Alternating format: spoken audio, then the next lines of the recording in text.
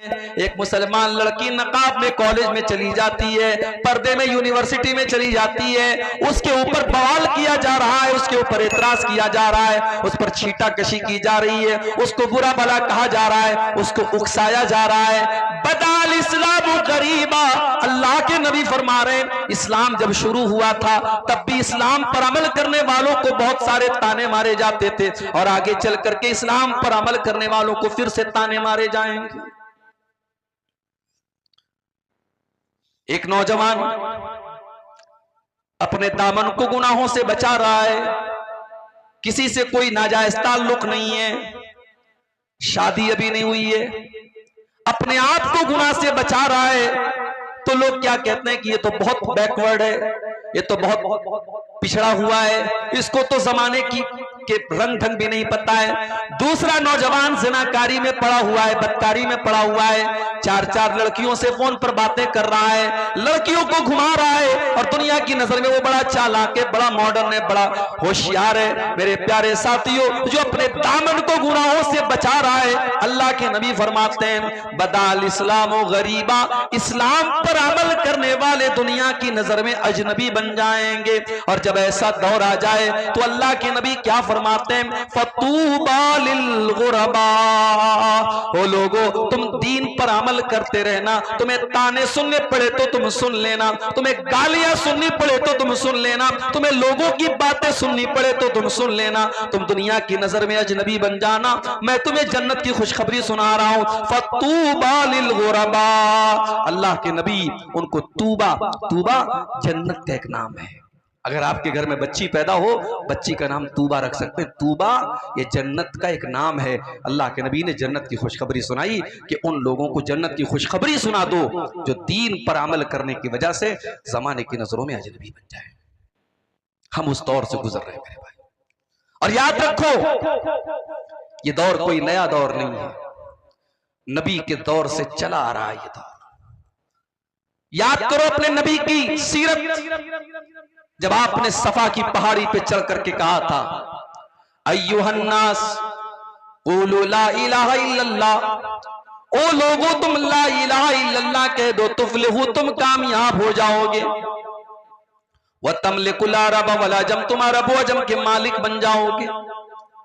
आपने दुनिया को तौहीद की दावत दी तो क्या लोगों ने आपको फूल का माला पहनाया? नहीं नहीं। लोगों ने शाबाशी दी? नहीं नहीं। बल्कि लोगों ने आपकी मुखालफत की, आपको बुरा भला का, और सबसे पहला एतराज करने वाला आपका अपना चचा अबू लहब था। जब आपने लोगों को तौहीद की दावत दी तो अबू लहब ने क्या कहा था, तब्बल्लक या मोहम्मद अलिहाजा जमातना, ऐ मोहम्मद तेरे लिए बर्बादी हो, तूने हमें इसलिए यहां पर बुलाया था, तू हमें हमारे बाप दादा का मजहब छोड़ने की बात कर रहा है, तू हमें अपने माबूदों को छोड़ने की बात कर रहा है। सबसे पहला रोड़ा बना था अबू लहब। और एक बात बताऊं, अबू लहब का नाम अबू लहब क्यों पड़ा? लहब के माने अरबी में होते अंगारा। अबू लहब बहुत गोरा चट्टा था, वो फेयर एंड लवली नहीं लगाता था, फेयर एंड हैंडसम नहीं लगाता था, वो नेचुरल गोरा था, बहुत खूबसूरत था। इतना गोरा था कि उसका नाम पड़ गया अबू लहब। इतना गोरा, इतना खूबसूरत कि अंगारे की तरह वो चमका करता था। मगर उसका अंजाम क्या हुआ मेरे भाइयों? कुरान में अल्लाह ने पूरी सूरत नाजिल फरमा दी, तब्बत यदा अबी लहबिन व तब मा अगना अन्हु मालुहु व मा कसब। अबू लहब के दोनों हाथ टूट जाएं, अबू लहब बर्बाद हो जाए, मा अगना अन्हु मालुहु व मा कसब, न उसका माल उसके कोई काम आया, न उसकी कमाई उसके कोई काम आई। व इम्रअतुहु हम्मालतल हतब, और अल्लाह ने फरमाया कि उसकी जो बीवी थी जिसका नाम उम्मे जमील था, जो लकड़ी उठा करके लकड़ियां ला करके चुन चुन करके लाया करती थी और अल्लाह के नबी को बुरा भला कहा करती थी, अल्लाह ने उसकी बीवी की भी मजम्मत की, उसकी भी बुराई की, उसके ऊपर भी लानत फरमाई। फरमाया वम्रातुहु हम्मालतल तलअत फी जीदिहा हब्लुम मिन मसद। उस अबू लहब की बीवी की गर्दन में अल्लाह ताला कयामत के दिन रस्सी डालेगा, वो भी जहन्नम की आग में डाली जाएगी। मेरे प्यारे साथियों, पता ये चला कि दुनिया में कोई खूबसूरत अगर है, कोई हैंडसम है, कोई बहुत स्मार्ट है, बहुत गोरा चट्टा है, अपनी खूबसूरती पर नाज न करे, अपने चेहरे पर नाज न करे। अल्लाह ताला खूबसूरती को नहीं देखेगा। इन्नल्लाह ला यंजुरु इला सुवरिकुम व अजसामिकुम। अल्लाह ताला तुम्हारे चेहरों को नहीं देखता, अल्लाह ताला तुम्हारी शक्लों को नहीं देखता, अल्लाह ताला तुम्हारे शरीर को नहीं देखता। वलाकिन यंजुरु इला कुलूबिकुम व आमालिकुम। अल्लाह ताला तुम्हारे दिल को देखता है और अल्लाह ताला तुम्हारे अमल को देखता है। यहां तो बेचारा परेशान बैठा है, स्टेटस पे फोटो लगाया तो हर मिनट पे चेक कर रहा है कितने लोगों ने स्टेटस देखा। फेसबुक पे फोटो डाला तो हर मिनट में चेक कर रहा है कितने लोगों ने मेरे फोटो को लाइक किया। अरे नालायक, लोगों के लाइक की इतनी फिक्र करता है, काश तूने अल्लाह के लाइक की फिक्र की होती। फोटो तो तुमने फिल्टर करके आए तो माशाअल्लाह ऐसे ऐसे ऐप आ रहे कि भाई अमेरिका के गोरे को अफ्रीका का काला बना दो, अफ्रीका के काले को अमेरिका का गोरा बना दो, ऐसे ऐसे ऐप आ रहे। जवान को बूढ़ा बना दो। एक साहब ने मेरा फोटो भेजा एडिट करके, दाढ़ी वाड़ी गायब और बाल बिल्कुल बॉलीवुड के हीरो की तरह उड़ रहा है और पैंट और कोट पहन करके मुझको भेज करके कहने लगे ये पहचान रहे कौन है? मैंने कहा मैं तो नहीं पहचानो, कौन है? आपका फोटो है, एडिट करके मैंने बनाया है। तो ये दौर है मेरे भाई, एडिट करके किसी की फोटो आप बदल सकते हैं, मर्द को औरत बना सकते हैं, जवान को बूढ़ा बना सकते हैं, बूढ़े को जवान बना सकते हैं, वो दौर है ये। अब हमारा नौजवान बेचारा जब फोटो लेता है ना, मैं कहीं प्रोग्राम में जाता हूँ, बाज नौजवान आते बोले सब एक सेल्फी ले लेता हूँ, तो मैं देखता हूँ तो वो मोबाइल पर डायरेक्ट कैमरे से सेल्फी नहीं लेता, उसमें ऐप आता है स्नैपचैट और फलाना और डिकाना, तो उससे और खूबसूरत बनने लगता है अपने आप।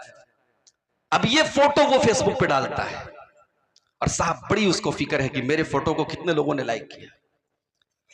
मेरे नौजवान साथियों, जितनी फिक्र आपको अपने इस फोटो के लोगों के लाइक करने की है, काश इतनी फिक्र इस बात की होती कल कयामत के दिन अल्लाह ताला हमको लाइक करेगा कि नहीं करेगा। अल्लाह की कसम, आपने अपने चेहरों को बहुत खूबसूरत बना भी लिया और बहुत मेकअप करके मेरी प्यारी माँ बहनों, आपने अपने आप को खूबसूरत बना भी लिया। ब्यूटी पार्लर में आजकल देखिए वीडियो भी आता होगा फेसबुक के ऊपर कि बूढ़ी औरत को ब्यूटी पार्लर वाले जवान बना देते हैं, काली औरत को गोरी बना देते हैं, बदसूरत को खूबसूरत बना देते हैं। आपने ब्यूटी पार्लर में जाकर के अपनी बदसूरती को खूबसूरती में तब्दील कर भी लिया, अपने चेहरे को खूबसूरत बना भी लिया। मगर माफ करना मेरी बहनों और माफ करना मेरे भाइयों, अगर आपका दिल खराब है और आपका अमल सही नहीं है तो कल कयामत के दिन आपका अंजाम और हमारा अंजाम क्या होने वाला है। अल्लाह कुरान में फरमाता है ववुजूहु यौमइज़िन अलैहा ग़बरा तरहकुहा क़तरा उलाइका हुमुल कफ़रतुल फजरा। कयामत के दिन कुछ ऐसे भी लोग आएंगे जिनके चेहरे काले कलूटे होंगे, जिनके चेहरों पर अल्लाह ताला तारकोल पोत देगा, उनके चेहरे बड़े बदसूरत हो जाएंगे, बड़े भयानक हो जाएंगे। वो दुनिया में बड़े हैंडसम रहे होंगे, बड़े स्मार्ट और बड़े खूबसूरत रहे होंगे, मगर कयामत के दिन उनके चेहरे बड़े बदसूरत बना दिए जाएंगे। ये कौन लोग होंगे? फरमाया उलाइका हुमुल कफरतुल फजरा। ये वो लोग होंगे जो अल्लाह का इनकार करने वाले, उसकी शरीयत का इनकार करने वाले, ये हराम खाने वाले और गलत काम करने वाले और नाजायज काम करने वाले और अल्लाह को नाराज करने वाले काम करने वाले होंगे। दुनिया में इंसान फेसबुक चला रहा है, मोबाइल चला रहा है, कोई गलत चीज देख लिया, अब डर भी है कि मां के हाथ में लग गया, भाई के हाथ में लग गया तो देख न ले, तो क्या करता है? डिलीट कर देता है। ब्राउजर पे कोई चीज देखा डिलीट, व्हाट्सएप की चैटिंग डिलीट, फेसबुक का मैसेंजर की चैटिंग डिलीट, सब डिलीट कर दिया। दुनिया से आपने सब डिलीट कर दिया। मेरे प्यारे भाइयों, जो अल्लाह ताला का डाटा रिकॉर्ड हो रहा है, अल्लाह ताला के फरिश्ते तो सब रिकॉर्ड कर रहे हैं कि एक एक अदा आपकी रिकॉर्ड कर रहे हैं। व इन्ना अलैकुम लहाफिज़ीन किरामन कातिबीन, मेरे किरामन कातिबीन एक एक हरकत को तुम्हारे रिकॉर्ड कर रहे हैं। यालमून मा तफअलून, तुम जो जो कर रहे हो मेरे फरिश्तों को मालूम है। फरिश्ते सब रिकॉर्ड कर रहे हैं और फरिश्ते तो कर ही रहे हैं। हमने मोबाइल को उंगली से टच किया, हमारी उंगली भी रिकॉर्ड कर रही है। हमने मोबाइल पर आंखों से कुछ देखा, हमारी आंखों के अंदर भी उसकी रिकॉर्डिंग हो रही है। हमने कानों में हेडफोन लगा के, ईयरपोर्ट लगा के कुछ सुना, हमारे कान भी उसको रिकॉर्ड कर रहे हैं। और कयामत के दिन आंख भी गवाही देगी और कान भी गवाही देंगे और हमारी उंगली भी गवाही देगी। अल्लाह ने फरमाया हत्ता इज़ा मा जाऊहा शहीदा अलैहिम समउहुम व अबसारुहुम वजुलूदुहुम बिमा कानू यअमलून। कयामत के दिन जब तुम आओगे, तुम्हारी आंखें भी तुम्हारे खिलाफ गवाही देंगी, तुम्हारे कान भी तुम्हारे खिलाफ गवाही देंगे, तुम्हारे बदन की चमड़ी भी तुम्हारे खिलाफ गवाही देगी। वक़ालू लिजुलूदिहिम लिमा शहिदतुम अलैना क़ालू अंतक़नल्लाहुल्लज़ी अंतक़ कुल्ल शै। इंसान कहेगा अपनी चमड़ी से, तू कैसे बोल रही है, तू कैसे बात कर रही है। इंसान की चमड़ी कहेगी आज अल्लाह ने हमको बोलने की ताकत दी है, बोलने की शक्ति दी है, और आज हम तेरे करतूतों का पर्दाफाश करेंगे, तेरे पोल खोलेंगे, तेरा सब कुछ बयान करेंगे। इसकी फिक्र करो मेरे भाई। ये उंगली से जो टच करते हो उंगली गवाही देगी, ये कानों से जो सुनते हो कान गवाही देंगे, आंखों से जो देखते हो आंख गवाही देगी। और अल्लाह हिसाब नहीं लेगा, अल्लाह हिसाब तो बाद में लेगा। दुनिया में क्या होता है, रिजल्ट मिलता है स्कूल में बच्चों को, उस पर लिखा रहता है पास है कि फेल है, पास है तो कौन सी डिवीजन से पास है, कितने परसेंटेज मिले। दुनिया में ये तो नहीं होता ना कि बच्चे को ला करके एग्जाम की कॉपी दे दी जाती है, लो भाई देखो तुमने जो लिखा वो नंबर मिला, ऐसा नहीं होता। एग्जाम की कॉपी कब मिलती है, जब बच्चे के गार्जियन कहते हैं कि सर हमारे बच्चे ने तो बहुत अच्छा इंग्लिश का पेपर दिया था, आपने 100 में उसको 70 मार्क्स दिए हैं, 70 नंबर दिए हैं, हमारा बच्चा तो कह रहा है उसके सारे जवाब सही थे। तो टीचर क्या करता है, कॉपी निकालता है और कॉपी निकाल के बच्चे के पेरेंट्स को दिखा देता है, उसके माँ बाप को, देखिए ये है आपके बच्चे की कॉपी, आपके बच्चे ने जितना लिखा था उसका उतना नंबर उसको मिल गया। कयामत के दिन अल्लाह तबारक व तआला हमारी मार्कशीट नहीं देगा, हमारी आंसर बुक देगा। वकुल्ल इंसानिन अल्ज़मनाहु ताइरहु फी उनुक़ी, हर इंसान का नाम आमाल उसकी गर्दन में हम लटका देंगे। वकुल्ल इंसानिन अल्ज़मनाहु ताइरहु फी उनुक़ी व नुख़रिजु लहू यौमल क़ियामति किताबन यल्क़ाहु मंशूरा। उसकी पूरी जिंदगी का कच्चा चिट्ठा एक खुली हुई किताब की शक्ल में उसकी गर्दन में लटका दिया जाएगा और अल्लाह फरमाएगा इक़रा किताबक कफ़ा बिनफ़्सिकल यौमा अलैका हसीबा। मेरे बंदे ये तू अपनी किताब को खुद पढ़ ले, अपनी आंसर बुक को खुद देख ले, तू क्या करके आया है, तूने क्या क्या गुनाह के काम किए, क्या तूने अच्छे काम किए, सब रिकॉर्ड कर लिया गया है। ये तेरी किताब है, तू खुद हिसाब करके बता दे तुझे कितने नंबर मिलने चाहिए, तुझे पास होना चाहिए या फेल होना चाहिए, तुझे कामयाब होना चाहिए या नाकाम होना चाहिए, तुझे जन्नती होना चाहिए या जहन्नमी होना चाहिए। ये है अल्लाह ताला का सिस्टम मेरे भाई। हम दुनिया की खूबसूरती पर इतरा रहे हैं, नहीं मेरे भाइयों, कयामत के दिन अल्लाह हमारी खूबसूरती नहीं देखेगा, अल्लाह हमारा अमल देखेगा, हमारा तकवा देखेगा। हजरत बिलाल कौन से खूबसूरत हैं? हजरत बिलाल कोई दुनिया के स्टैंडर्ड के हिसाब से कोई गोरे चट्टे भी नहीं, कोई खूबसूरत भी नहीं है। वो तो हबशा के रहने वाले हैं, उनका रंग तो काला है, वो तो काले हैं, मगर उनका मकाम क्या है मेरे प्यारे भाइयों। इतनी मीठी आवाज हजरत बिलाल की है कि जब अल्लाह के नबी खाने काबा को फतह करते हैं तो कहते हैं बिलाल इस खाने काबा की छत पे चढ़ के तू अजान दे। और दुनिया ने देखा कि जिस खाने काबा के अंदर 360 बुतों को रखा गया था, उसकी छत पे खड़े होकर के बिलाल हबशी अजान देते हैं और लोगों को नमाज की दावत देते हैं। बिलाल का ये मकाम है कि अल्लाह के नबी जब मेराज के सफर पे जाते हैं, आप कहते हैं कि मैंने अपने आगे जन्नत में किसी के चलने की आवाज सुनी, मैंने किसी के पैरों की आहट की आवाज सुनी, मुझे बताया गया कि ये हजरत बिलाल के कदमों की आहट है। जब आप दुनिया में तशरीफ लाए, आपने पूछा कि ऐ बिलाल, तू कौन सा ऐसा अमल करता है कि मैंने जन्नत में तेरे कदमों की आहट की आवाज सुनी थी। हजरत बिलाल ने कहा, अल्लाह के नबी, मुझे ऐसा कोई अमल तो याद नहीं है, हाँ एक बात मेरे अंदर है, मैं कभी बेवजू नहीं रहता हूं। पेशाब किया, लेटरिन की हाजत हुई, हवा खारिज हो गई, जब भी मेरा वजू टूट जाता है मैं वजू कर लेता हूं, और जब भी मैं वजू करता हूं मैं 2 रकात नमाज पढ़ता हूं। ऐ अल्लाह के नबी, हो सकता है कि यही अमल हो। आपने फरमाया कि हाँ ए बिलाल, यही वो अमल है जिसने तुझे इस मकाम तक पहुंचाया। यही बिलाल थे जब इन्होंने इस्लाम को कबूल किया, इनके मालिक ने उमैया इब्ने खल्फ ने इनको अरब के तपते हुए सहरा में, अरब के तपते हुए बालू पर लिटा दिया और इनके सीने पर गर्म पत्थर रख दिया और इनके ऊपर प्रेशर डाल करके कहने लगा कि ऐ बिलाल, अगर तू इस्लाम को छोड़ दे तो मोहम्मद का दीन छोड़ दे। ऐ बिलाल, हम तुझे तकलीफ देना छोड़ देंगे। मेरे नौजवान साथियों, बिलाल कोई बहुत पढ़ा लिखा इंसान नहीं है, बिलाल कोई खूबसूरत इंसान नहीं है, बिलाल कोई हैंडसम इंसान नहीं है, मगर बिलाल के सीने में जो दिल है, उस दिल में अल्लाह की मोहब्बत भरी है, रसूल की मोहब्बत भरी है। उस अरब के तपते हुए सहरा में लेटा हुआ बिलाल, सीने पर गर्म पत्थर रखा हुआ बिलाल, सीने की चर्बी बिलाल की पिघल रही है और बिलाल के पीठ को, अरब की तपती हुई रेत उनकी पीठ को पिघला रही है, मगर फिर भी बिलाल की जुबान से क्या निकलता है?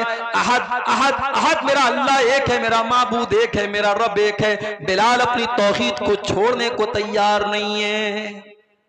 और हमारी नौजवान नस्ल का क्या हाल है? बरेली शहर, उत्तर प्रदेश के बरेली शहर में 8 साल तक मदरसे में पढ़ने वाली लड़की फेसबुक पर किसी ने आई लव यू बोल दिया, मोहब्बत का इकरार कर दिया, उसके जाल में फंसती है और इस्लाम को छोड़ करके उसके मजहब में दाखिल होती है, उसके साथ जाके शादी कर लेती है। ये हमारी कौम की हालत है। शर्म से चुल्लू पर पानी में डूब मरना चाहिए हमें। हमको तो लगता है कि साहब ये तो अखबार में खबर आई है, ये सिर्फ एक खबर नहीं है, ये पूरी कौम के लिए सोचने का मकाम है मेरे भाई। और इसीलिए मैं कहता हूं कि इन मदरसों को आप हकीर मत समझो। जब तक ये मदरसे बाकी हैं, आपके बच्चों और बच्चियों को अल्लाह और उसके रसूल के बारे में बताया जा रहा है।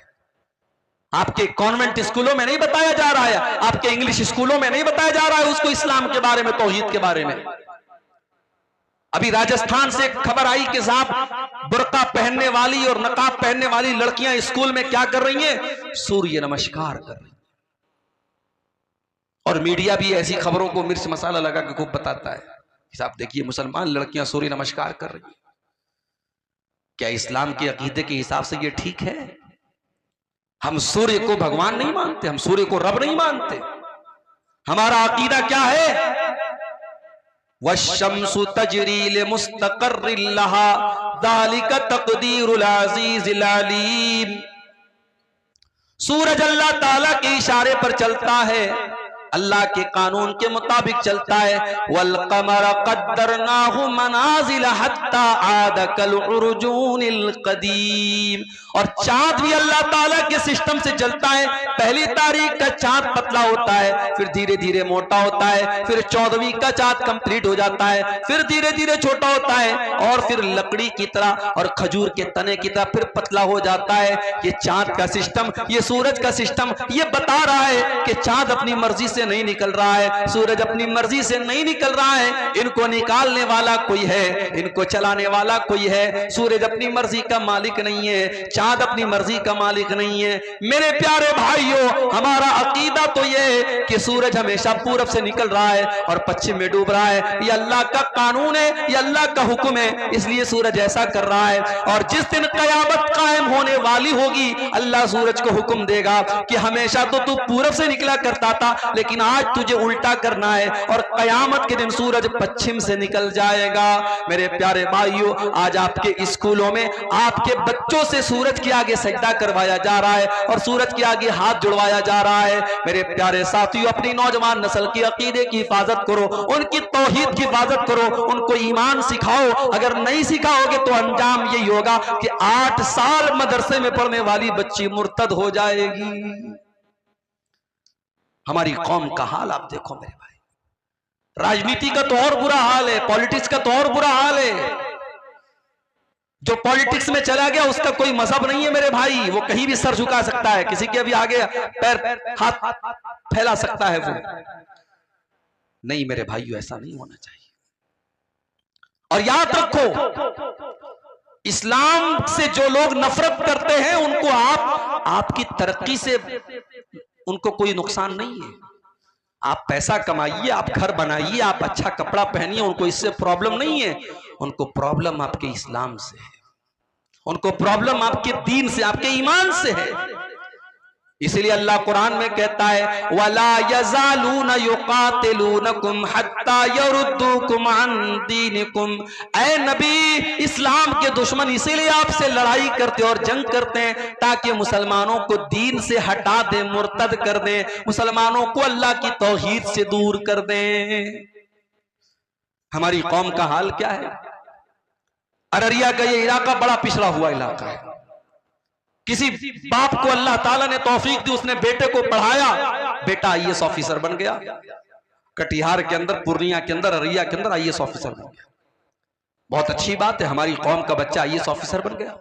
अब आईएएस ऑफिसर की कुर्सी पर जब वो बैठा, वो लड़का हमारी कौम का, तो वो कारून बन गया, वो फिरौन बन गया, अल्लाह को भूल गया। उसे इस्लाम बड़ा मामूली मजहब लगने लगा। उसे लगने लगा कि साहब ये मौलवी लोग तो बड़ी दकियानूसी बातें करते हैं, ये सब मजहब की बातों को छोड़ दो, तरक्की करो, आगे बढ़ो, ये रोजा नमाज छोड़ो, ये सब टॉपिक। अगर इसका नाम तरक्की है मेरे भाई, तो हमें ऐसी तरक्की नहीं चाहिए। हमें ऐसी तरक्की नहीं चाहिए जो मजहब और दीन और तौहीद को हम खो करके हासिल करें मेरे भाइयों। इमाम मालिक का एक जुमला नोट कर लो। इमाम मालिक ने कहा था कि इस उम्मत में बाद में आने वाले लोग कामयाब नहीं हो सकते हैं जब तक वो उस फॉर्मूले को ना अपना लें जो पहले के लोगों ने अपनाया था। सहाबे किराम को देखो, बकरी चराने वाले, खेती करने वाले, सहराओं में घूमने वाले, अल्लाह ताला ने उनको क्या मकाम दे दिया। उस दौर की बड़ी बड़ी सुपर पावर ने उनके आगे सर झुका दिया। ईरान की सुपर पावर जिसको किसरा कहा जाता था, और रूम की सुपर पावर जिसको कैसर कहा जाता था, कैसर और किसरा ने भी उनको सैल्यूट किया और उनके आगे झुकना पड़ा। और बैतुल मुकद्दस जो एक जमाने तक यहूदियों के कब्जे में, ईसाइयों के कब्जे में था, उस बैतुल मुकद्दस को भी मुसलमानों ने अपने कंट्रोल में लिया और वहां पर नमाज शुरू हो गई। मेरे प्यारे साथियों, ये सारे के सारे हालात सहाबे किराम के दौर में हुए। सहाबे किराम ने तरक्की के नाम पर अपने दीन को नहीं छोड़ा, अपने ईमान को नहीं छोड़ा, अपने इस्लाम को नहीं छोड़ा। उन्होंने वक्त की फिरौनों की आंखों में आंखें मिला करके उनको घुटनों के बल गिरने पर मजबूर कर दिया, मगर अपने दीन और अपने ईमान से कभी कॉम्प्रोमाइज नहीं किया। खुद न थे जो राह पर औरों के रहबर बन गए, क्या नजर थी जिसने मुर्दों को मसीहा कर दिया।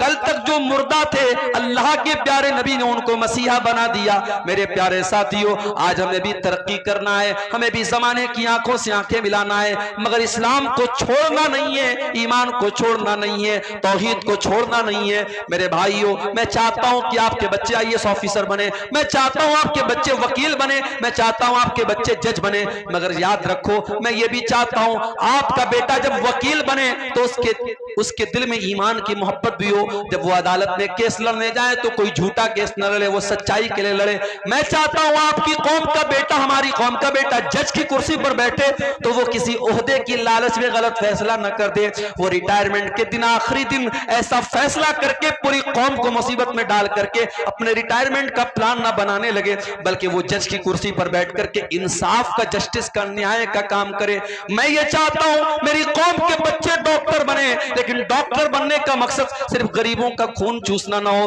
उनकी जेब से पैसे निकालना ना हो, बल्कि उस डॉक्टर का काम कौम की खिदमत करना हो। वो कोई गरीब मरीज आए तो उसका इलाज फ्री में भी कर दे। वो अगर किसी को परेशान हाल देखे तो उसकी मदद के तौर पर उसका फ्री में इलाज कर दे। उसके दिल में गरीबों का दर्द हो, ऐसा ना हो कि मरने वाला तो मर गया और उसकी बॉडी को आईसीयू में रखे हुए और उसके घर वालों से पैसा वसूला जा रहा है, एक एक घंटे का पैसा लिया जा रहा है। मरने वाला बेचारा मर चुका है और फिर भी उसके घर वालों से पैसा लिया जा रहा है। मेरे भाइयों, ऐसे चोर और लुटेरे डॉक्टर हमें नहीं चाहिए। हम ये चाहते हैं मेरे भाई, हमारी कौम तरक्की करे, हमारा पिछड़ापन दूर हो, मगर सबके बाद हम अल्लाह। अकबर इलाहाबादी का एक शेर है ना, तुम शौक से कॉलेज में पढ़ो, चरक पे झूलो, जायज है गुब्बारों में उड़ो, चरक पे झूलो, बस एक सुखन बंदे आजिज कर रहे याद, अल्लाह को और अपनी हकीकत को न भूलो। हम यही चाहते हैं, हम अल्लाह को भूलने वाले न बन जाएं मेरे भाई। इसलिए कि जो अल्लाह को भूल जाएगा वो ना दुनिया में चैन पाएगा ना आखिरत में चैन पाएगा। वमन आरज़ा अन ज़िक्री फ़इन्न लहू मईशतन ज़न्का। अल्लाह फरमाता है जो मुझे भूल जाएगा, जो मेरे जिक्र से मुंह मोड़ेगा, जो मेरी शरीयत से मुंह मोड़ेगा, हम उसकी जिंदगी को बेचैनी वाली जिंदगी बना देंगे। व नहशुरुहु यौमल क़ियामति आमा। और क़यामत के दिन हम उसे अंधा बना करके उठाएंगे। क़ाल रब्बि लिमा हशरतनी आमा। और क़यामत के जब अंधा बना करके आएंगे तो कहेगा अल्लाह मुझे अंधा क्यों बना दिया। अल्लाह फरमाएगा कज़ालिका अततका आयातुना फनसीतहा व कज़ालिकल यौम तुनसा। ऐ मेरे बंदे, जब कुरान पढ़ा जाता था, जब मेरे नबी की हदीसें पढ़ी जाती थी, तू भी तो अंधा और बहरा बन जाता था। न तू कुरान को सुनता था, न हदीसों को सुनता था, मेरी बातों को तू सुन करके अनसुना कर दिया करता था। आज हम तुझे भूल जाएंगे। मेरे प्यारे साथी, फितनों का ये दौर है और फितनों की जब बात आई है तो एक बहुत बड़ा फितना इस दौर का जो हमें महसूस हो रहा है, वो फितना है माल का फितना। पैसा कमाने के पीछे हमारा नौजवान अंधा बना हुआ है। मेरे पास अभी व्हाट्सएप पर मैसेज आया, मौली साहब एक कंपनी आई है, 10,000 रुपया लगा दो, हर महीने 2,000 रुपये मिलेंगे, 5 महीने में रकम खाली हो जाएगी, उसके बाद जो पैसा मिलेगा सब बेनिफिट होगा। मैंने कहा वो कंपनी कारोबार क्या करती है? कहा मौली साहब ये तो नहीं पता। कहते क्रिप्टो कोई कंपनी है, क्रिप्टो की कंपनी है, वो पैसा ले रही है। मैंने कहा कारोबार क्या करती है नहीं मालूम, पूरे गांव के लोग पड़े हुए हैं, मौलवी साहब, मस्जिद के इमाम साहब भी वो काम कर रहे हैं। माफ करना मेरे भाई, कोई काम अगर इमाम साहब शुरू कर दे तो वो जायज नहीं हो जाएगा। कोई काम अगर मौलवी साहब शुरू कर दे तो वो जायज नहीं हो जाएगा। आपको पता करना पड़ेगा कि वो काम जायज भी है कि नहीं है। मेरे प्यारे नौजवान साथियों, कभी अल्लाह का शुक्र अदा किया करो कि अल्लाह ने हराम चीजों की तो लिस्ट बताई है, लेकिन हलाल चीजों की लिस्ट नहीं बताई है। पूरे कुरान में अल्लाह ने कहीं पर हलाल की लिस्ट नहीं बताई, हराम की लिस्ट बताई। इन्नमा हर्रमा अलैकुमुल मैतता वद्दमा वलहमल खिंजीरी वमा उहिल्ल बिही लिगैरिल्लाह। ऐ ईमान वालो, अल्लाह ने तुम्हारे ऊपर मुर्दार को हराम किया है, खून को हराम किया है, सुअर के गोश्त को हराम किया है, गैरुल्लाह का जिस चीज पर नाम लिया जाए उसको हराम किया है। हराम की तो लिस्ट बताई अल्लाह ने, लेकिन हलाल की लिस्ट नहीं बताई है। मेरे प्यारे भाइयों, आप कारोबार कीजिए, आप बिजनेस कीजिए, और छोटा किसी बिजनेस को आप छोटा मत समझिए। हमारे एक साथी थे बनारस में, जामिया सल्फिया बनारस में, जहां से हमने तालीम हासिल की, वहीं से उन्होंने तालीम हासिल की। वो रहने वाले थे सूरत के, गुजरात के। आप लोगों ने कभी सुना होगा कि गुजराती लोग जो होते हैं कारोबार में बहुत आगे होते हैं, और इस पूरे भारत को भी 2 गुजराती चला रहे हैं, मालूम है ना आपको? 2 गुजराती पूरे भारत को चला रहे हैं। तो गुजराती लोग कारोबार में बहुत आगे होते हैं।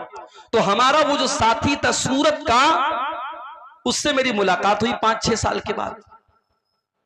तो मैंने पूछा कि भाई क्या करते हो तुम? अब भाई मौलवी लोग क्या करते हैं, कोई कहीं खुतबा दे रहा है, किसी मदरसे में पढ़ा रहा है, या बिहार में आमतौर से मदरसा खोल लेते हैं मौलाना लोग। तो मैंने सोचा शायद इन्होंने भी कोई मदरसा खोल लिया हो या मदरसा में पढ़ा रहे हो। तो कहा कि मेरे अब्बू की पकौड़े की दुकान है, हमारे अब्बू की पकौड़े की दुकान है, मैं वो चला रहा हूँ, बहुत अच्छी चल रही है। मुझे यार, मैंने कहा यार तुम मौलवी हो के पकौड़े की दुकान पे तुमको अच्छा लगता है?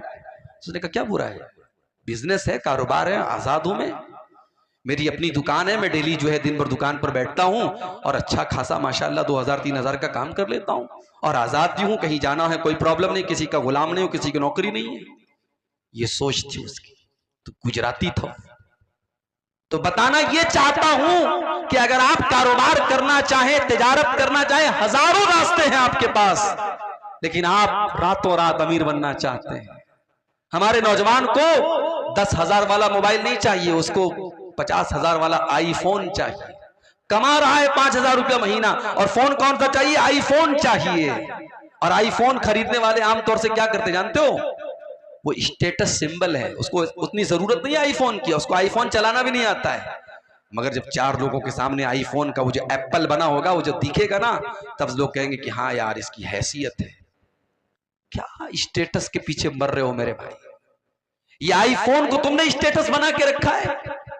ये महंगा कपड़ा पहन लिया, महंगा मोबाइल ले लिया, महंगा घर बना लिया, तो तुम्हारा स्टेटस बहुत ऊंचा हो गया। माफ करना मेरे भाई, अल्लाह क्या स्टेटस इन सब चीजों से नहीं बनेगा। इन्ना करमकुम इंदल्लाहि अत्काकुम, अल्लाह ताला क्या अगर किसी का स्टेटस ऊंचा होगा तो उसका होगा जिसके अंदर अल्लाह का तकवा होगा। मेरे नबी की जिंदगी को देखो मेरे भाइयों, मेरे नबी का मकान भी कोई आलीशान नहीं, मेरे नबी का कपड़ा भी कोई आलीशान नहीं, मेरे नबी के घर में कोई फर्नीचर भी नहीं। आपकी जिंदगी तो ऐसी गुजरी कि अल्लाह के नबी एक चटाई पर लेटा करते थे। एक दिन आप चटाई पर से उठते हैं और आपकी पीठ पर चटाई के निशान पड़े हैं। साहबे किराम ने देखा, अय अल्लाह के नबी, लवित तखज़ना लक वितान या रसूल अल्लाह, अय अल्लाह के नबी आप हमें इजाजत दे दें, हम आपके लिए गद्दे का इंतजाम कर दें, हम आपके लिए आरामदेह बिस्तर का इंतजाम कर दें। आपने क्या जवाब दिया मेरे प्यारे साथियों? जरा अपने नबी का जवाब सुन लेना। फरमाया, माली वली दुनिया, ओ लोगों मेरा दुनिया से क्या लेना देना है। मान इल्ला करा के बिन इस्तज़ल्लता तशजरतिन सुम्मा राह फतरकहा, अरे मैं तो एक परदेसी की तरह हूं, मैं तो मुसाफिर की तरह हूं जो किसी पेड़ के नीचे थोड़ी देर हाल्ट करता है, थोड़ी देर आराम करता है, फिर अपनी मंजिल की तरफ चला जाता है। मैं दुनिया में रहने के लिए नहीं आया हूं, मेरी मंजिल तो आखिरत है, मैं आखिरत की तैयारी करने के लिए आया हूं। आज हम दुनिया के पीछे मरे जा रहे हैं।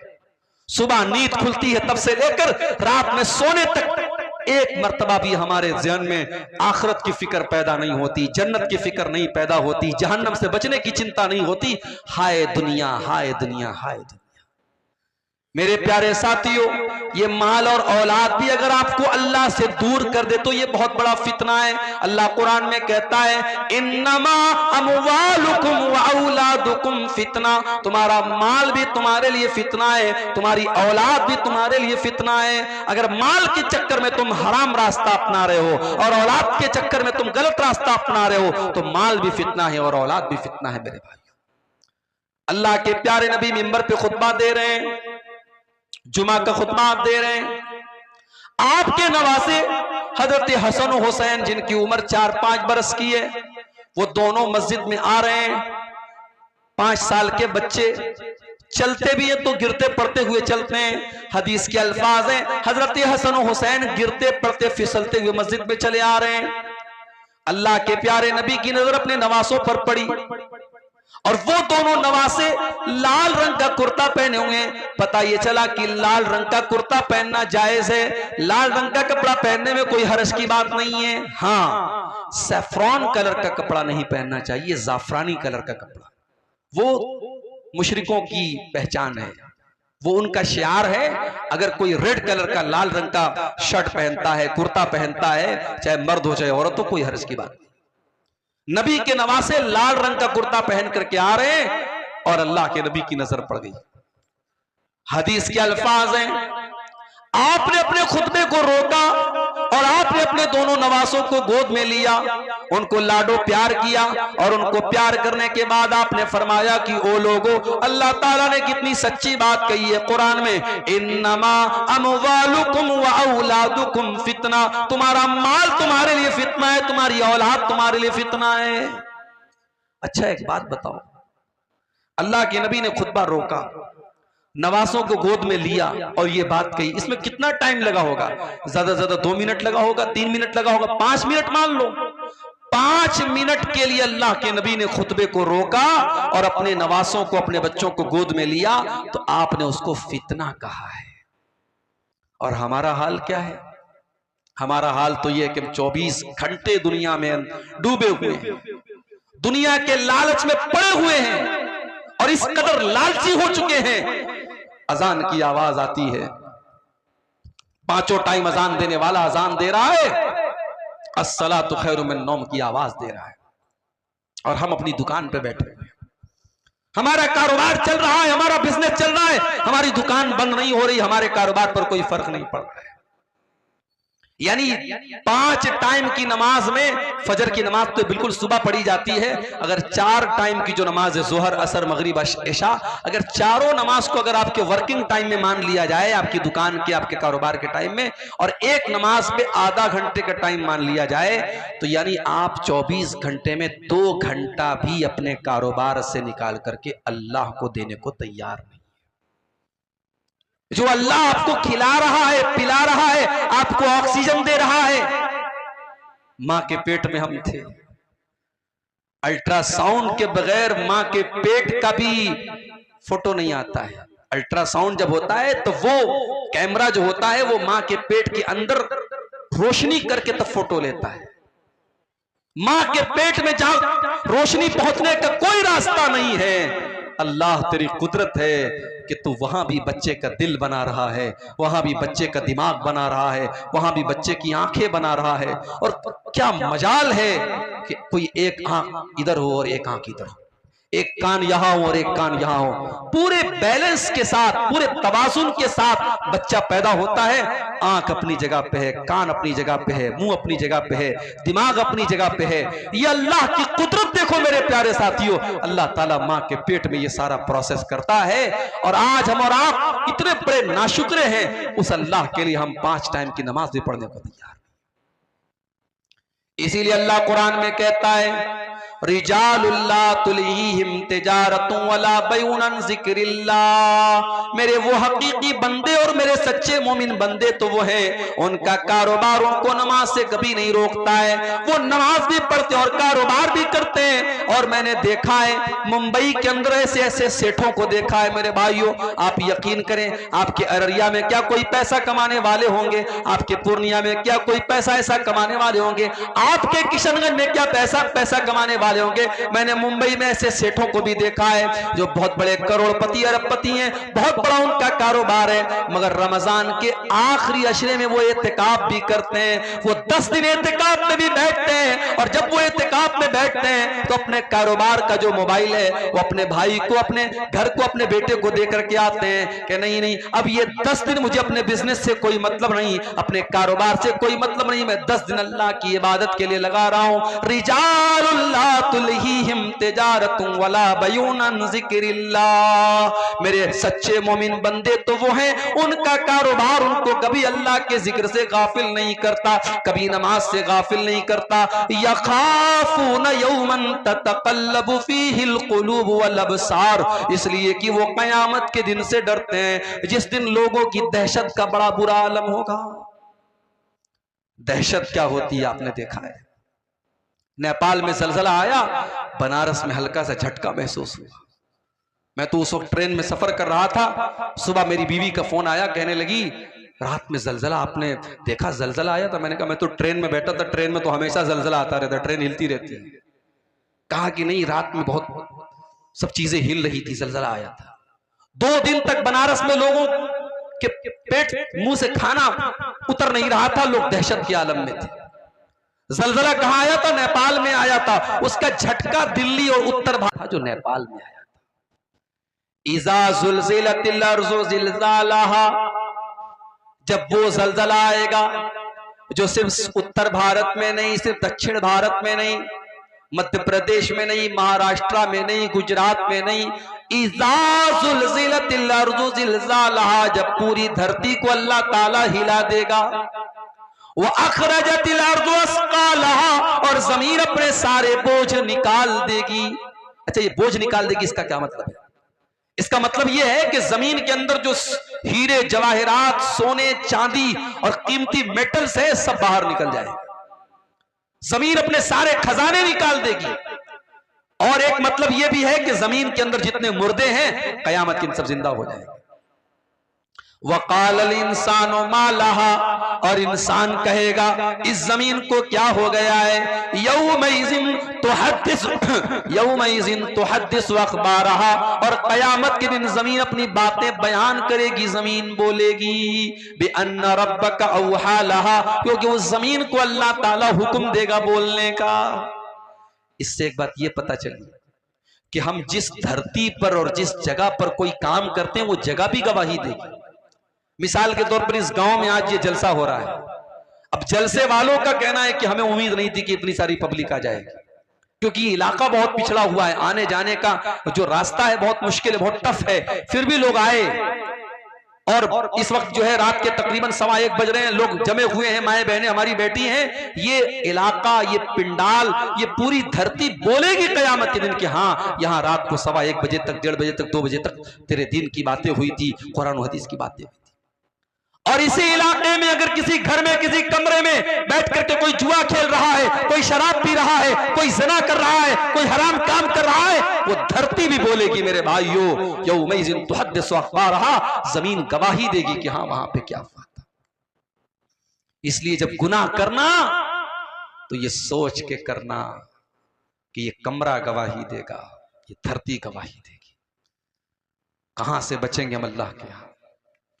आगे रमजान का महीना आ रहा है मेरे भाई। अल्लामा इब्न जौज़ी का एक जुमला आज मैंने पढ़ा, बड़ा प्यारा जुमला था। अल्लामा इब्न जौज़ी लिखते हैं कि अगर कब्र में मरे हुए लोगों से कहा जाए कि तमन्ना करो, आरजू करो, तो मरा हुआ आदमी जो मर चुका है, कब्र में जा चुका है, अगर उससे कहा जाए कि तुम्हारी कोई अंतिम इच्छा है, कोई आखिरी ख्वाहिश है, तो पता है वो क्या कहेगा? कहेगा कि अल्लाह एक दिन तू रमजान का और दे दे, एक दिन तू रमजान का और दे दे। रमजान इतना कीमती महीना है मेरे भाई। पिछले रमजान में कितने लोग हमारे गांव में रहे होंगे, इस साल वो नहीं है, इंतकाल हो गया उनका। कितने बूढ़े लोग, कितने नौजवान लोग, कितनी औरतें पिछले रमजान में थी, इस साल नहीं है। और इस साल अल्लाह ताला हमको ये तौफीक दे रहा है, सन 2024 का और हिजरी कैलेंडर के हिसाब से 1445 हिजरी का रमजान हमें मिलने वाला है, अगर हम जिंदा रहे, अगर हमारी हयात बाकी रही। अल्लाह ने हमें एक चांस दिया है मेरे भाई कि अपने आप को हम सुधार ले, तौबा कर लें। और जब हम तौबा करेंगे, हमने जितने गुनाह किए अल्लाह सब माफ कर देगा। अच्छा, दुनिया में इंसाफ का पैमाना अलग है। दुनिया का इंसाफ क्या कहता है कि अगर किसी ने अच्छा काम किया उसको बदला दिया जाए, किसी ने बुरा काम किया उसको सजा दी जाए। दुनिया का इंसाफ तो यही है। अल्लाह का इंसाफ बड़ा निराला है।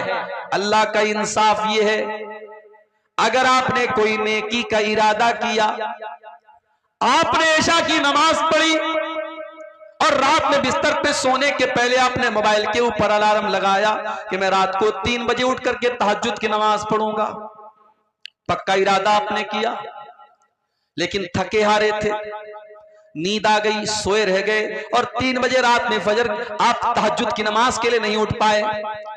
अल्लाह के नबी फरमाते, जब बंदा नेकी का पक्का इरादा करता है और किसी वजह से वो नेकी नहीं कर पाता है, अल्लाह कहता है उक्तुबू लहू हसनतन, मेरे बंदे के नाम अमाल में एक नेकी लिख दो। उसने किया नहीं था, इरादा किया था, पक्का इरादा किया था। और अगर बंदा वो नेकी का काम कर लेता है, अल्लाह फरिश्तों से कहता है उक्तुबू लहू अशरा हसनात, उसके नाम आमाल में 10 नेकी लिख दो। नेकी का इरादा किया तो 1 नेकी का सवाब, और नेकी कर लिया तो 10 नेकी का सवाब। उसके बाद एक और बंदा आता है और वो गुनाह करता है, अल्लाह फरमाता है इसके नाम आमाल में 1 गुनाह लिखो। उसने गुनाह का इरादा किया था, अल्लाह कहता है 1 गुनाह लिखो। उसने गुनाह कर लिया था, अल्लाह कहता है 1 गुनाह लिखो। और एक दूसरा इंसान आता है जो गुनाह का इरादा करता है, अल्लाह फरिश्तों से कहता है होल्ड करो, इंतजार करो, वेट करो, देखते रहो वो गुनाह करता है कि नहीं करता है। अगर बंदे ने गुनाह का इरादा किया और फिर इरादा करने के बाद उसने गुनाह नहीं किया, किया, उसने अपने दामन को गुनाह से बचा लिया। अल्लाह के नबी फरमाते कि अल्लाह ताला फरिश्तों से कहता है उक्तुबू लहू हसनतन, मेरे बंदे के नाम अमाल में एक नेकी लिख दो। फरिश्ते कहते हैं अल्लाह उसने तो कोई नेकी का काम न किया, उसने तो कोई अच्छा काम न किया। आए अल्लाह उसने तो बुराई का इरादा किया था, उसने तो शराब पीने का इरादा किया था, उसने तो ज़िना करने का इरादा किया था। आए अल्लाह उसने गलत काम करने का इरादा किया था और बाद में उसने गलत काम नहीं किया और तू कह रहा है कि हम एक नेकी लिख दे। अल्लाह फरमाता है इन्नमा तरकहा मिन जर्राया, मेरे बंदे ने मेरे डर से गुनाह को छोड़ा है, मेरे खौफ से गुनाह को छोड़ा है, मेरे बंदे के नाम अमाल में एक नेकी लिख दो। ये है अल्लाह का इंसाफ। इतना करीम है हमारा रब, इतना रहीम है, इतना मेहरबान है, और हम इतने बड़े नालायक हैं, नाशुक्र हैं कि उस अल्लाह से हम तौबा भी नहीं करते। मेरे भाइयों, अल्लाह को क्या पड़ी है कि अल्लाह अपना अजाब हम पर नाजिल करेगा। ये जितने परेशानियां हम पर आ रही हैं ये हमारे अपने करतूतों का नतीजा है। अल्लाह हम पर अजाब भेजना नहीं चाहता है। अल्लाह तो खुद कुरान में कहता है मा यफ़अलुल्लाहु बिअज़ाबिकुम इन शकरतुम व आमनतुम व कानल्लाहु शाकिरन अलीमा। अल्लाह तुम पर अपना अजाब भेज करके क्या करेगा ऐ मेरे बंदो, अगर तुम अल्लाह का शुक्रिया अदा करने वाले बन जाओ, तुम अल्लाह के ऊपर ईमान लाने वाले बन जाओ, तो अल्लाह ताला तुम पर अपना अजाब नाजिल करके क्या करेगा। इसलिए मेरे भाइयों, फितनों के इस दौर में अगर हमसे कुछ गुनाह के काम हुए हैं, हम अल्लाह से तौबा कर लें और अपने आप को जहन्नम की आग से बचाएं।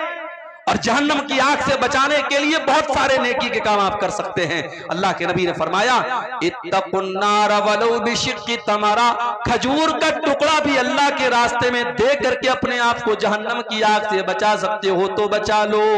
ये मदरसा है, ये मस्जिदें हैं, ये दीन का काम है जहां आपसे चंदे की अपील की जा रही है। अल्लाह का शुक्र अदा करो कि आपसे चंदा मांगा जा रहा है, आपसे बाकायदा मौलवी लोग माइक पर आकर के आपसे अपील कर रहे हैं। वरना कयामत के पहले तो एक ऐसा दौर भी आएगा, अल्लाह के नबी फरमाते हैं कि सदका देने वाला सदका लेकर के निकलेगा, माल लेकर के निकलेगा और कोई उसका सदका कबूल करने वाला नहीं होगा। इतना माल लोगों के पास आ जाएगा, इतना पैसा लोगों के पास आ जाएगा कि सदका करने वाला और दान देने वाला दान देना चाहेगा और सदका करना चाहेगा, मगर उसके सदका को कोई कबूल करने वाला नहीं होगा। ये मौका है मेरे भाई, जहन्नम की आग से अपने आप को बचा दो। रमजान का महीना आ रहा है, उसमें नेकी करके और उसमें रोजा रख करके, तरावी पढ़ करके, तहज्जुद पढ़ करके, कुरान पढ़ करके अपनी मग़फ़िरत का सामान कर लो मेरे भाई।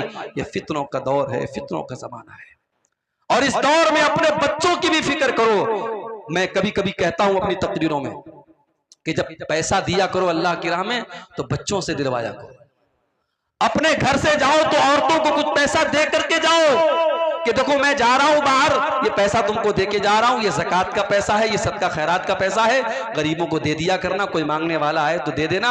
अपने घर की औरतों को ये सिखाओ मेरे भाई, इसलिए कि जब हम अच्छी चीजों में, जब हम बुरी चीजों में अपने परिवार को शामिल करते हैं। अभी मैं कार से आ रहा था, रास्ते में एक रेस्टोरेंट पड़ा था दरभंगा में, राधे राधे, हमारे ड्राइवर साहब भी साथ में थे। हम लोगों को भूख बहुत तेज लगी थी, दोपहर में मैंने खाना भी नहीं खाया था। ड्राइवर साहब ने कहा चलिए यहाँ पे खाना खाते हैं, बड़ा अच्छा रेस्टोरेंट। मैं गया रेस्टोरेंट में, बहुत अच्छा, कभी आपका गुजर हो दरभंगा से देखिएगा, बिल्कुल हाईवे के ऊपर है, बहुत मशहूर है वहां का रेस्टोरेंट। वहां गए तो माशाअल्लाह बड़ा साफ सुथरा रेस्टोरेंट और खाना भी एक से एक और उसके बाद मिठाइयां भी एक से एक। तो जानते हो पहला ख्याल मेरे दिल में क्या आया? मेरे दिल में ख्याल आया कि यार ये तो फैमिली के लायक जगह है, बच्चों को लेके आने लायक जगह है, बड़ा अच्छा यहाँ सिस्टम है, निजाम है। यानी ये एक नेचुरल बात है। हम कोई अच्छी चीज देखते हैं तो हम चाहते हैं कि हमारा परिवार भी इसमें शामिल हो जाए। हम कोई अच्छी चीज खाते हैं, सोचते हमारा परिवार भी खा ले। मेरे भाइयों, जहन्नम की आग से हमें अपने आप को भी बचाना है, अपने परिवार को भी बचाना है। कू अनफुसकुम व अहलीकुम नारा, अल्लाह कुरान में कहता है अपने आप को और अपने परिवार को जहन्नम की आग से बचाने की फिक्र करो, बचाने का इंतजाम करो। अब जरा दिल पे हाथ रख के बताओ कि आपने अपने आप को और अपने परिवार को जहन्नम की आग से बचाने के लिए क्या काम किया है। आप एक महीना छोड़ दो, एक साल छोड़ दो, आप एक हफ्ता और एक दिन का हिसाब हमको बता दो कि आपने पिछले एक दिन में कितने ऐसे काम किए हैं जो आपको जहन्नम की आग से बचाने वाले हैं। इसीलिए मेरे भाइयों, अल्लाह के नबी फरमाते हैं, ला तहकिरन्न मिनल मारूफ शैया, किसी नेकी को हकीर मत समझो। छोटी छोटी नेकी के काम, छोटे छोटे जिक्र के कलमात हैं। आपने जुबान से पढ़ा सुभानअल्लाहि व बिहम्दिही सुभानअल्लाहिल अज़ीम, आपको पढ़ने में 5 सेकंड लगा। सुभानअल्लाहि व बिहम्दिही सुभानअल्लाहिल अज़ीम आपको पढ़ने में 2 सेकंड लगा, 3 सेकंड लगा। मगर इस कलमे का सवाब क्या है? बुखारी शरीफ की आखिरी हदीस है, अल्लाह के नबी फरमाते हैं, कलिमतानी खफीफतानी अलल लिसानी सकीलतानी फिल मीज़ानी सुब्हानअल्लाहि व बिहम्दिही सुब्हानअल्लाहिल अज़ीम। अल्लाह के रसूल सल्लल्लाहु अलैहि वसल्लम फरमाते हैं कि 2 कलमे ऐसे हैं जो अल्लाह को बहुत प्यारे हैं और जुबान पर बड़े हल्के हैं और कयामत के दिन अल्लाह के तराजू पर बड़े भारी होंगे। और ये 2 कलमे कौन है? यही सुभान अल्लाह व बिहम्दिही सुभान अल्लाहिल अज़ीम। इसी तरीके से आप सुभान अल्लाह, अल्हम्दुलिल्लाह, ला इलाहा इल्लल्लाह, अल्लाहु अकबर, ये कलमात जो हैं इनका सवाब बहुत ज्यादा, इसको आप पढ़ें। अल्लाह ने आपको दौलत दी है, सदका खैरात करें, गरीबों की मदद करें। और जब मदद करें तो इस चक्कर में ना रहे कि माइक पर मेरा नाम बोला जाए। हमारे ये भी बड़ा मसला है, माइक पर जब तक नाम ना बोला जाए तब तक हमें लगता है मौलवी साहब जब तक नाम ले लेके हमारे लिए दुआ ना करें हमारा दान कबूल नहीं हुआ। जरूरी नहीं है, कुछ नेकी ऐसी भी करो आपको पता हो, अल्लाह को पता हो। अल्लाह के नेक बंदे नेकी करते हैं, दरिया में डाल देते हैं।